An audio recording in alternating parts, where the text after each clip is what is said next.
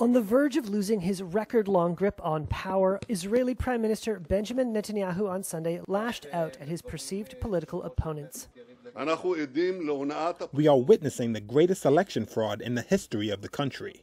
In my opinion, in the history of any democracy. His language reminiscent of another world leader who recently faced the prospect of losing power. We had an election that was stolen from us. It mirrors the rhetoric of former U.S. President Donald Trump, who falsely claims that his 2020 election defeat was the result of fraud. This was a fraudulent election. Those claims sparked a deadly assault by Trump supporters who stormed the U.S. Capitol to try to stop Congress from certifying his election loss.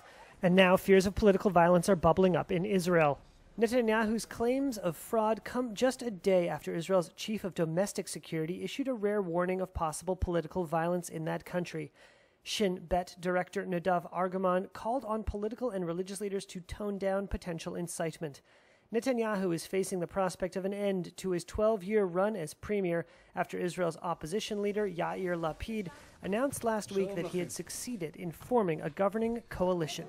The centrist cobbled together an unwieldy array of factions stretching from ultra-nationalist to leftist and even for the first time in Israel's history, an Arab Islamist party.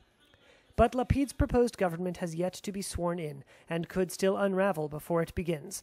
It will require a simple majority vote in the 120-member Knesset, but that could be more than a week away.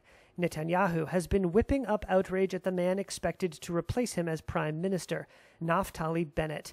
Bennett leads an ultra-nationalist party, and he broke his campaign pledge not to join a coalition with Lapid and left-wing and Arab parties. Netanyahu called on Bennett's party members to reject what he's called, quote, a dangerous leftist government.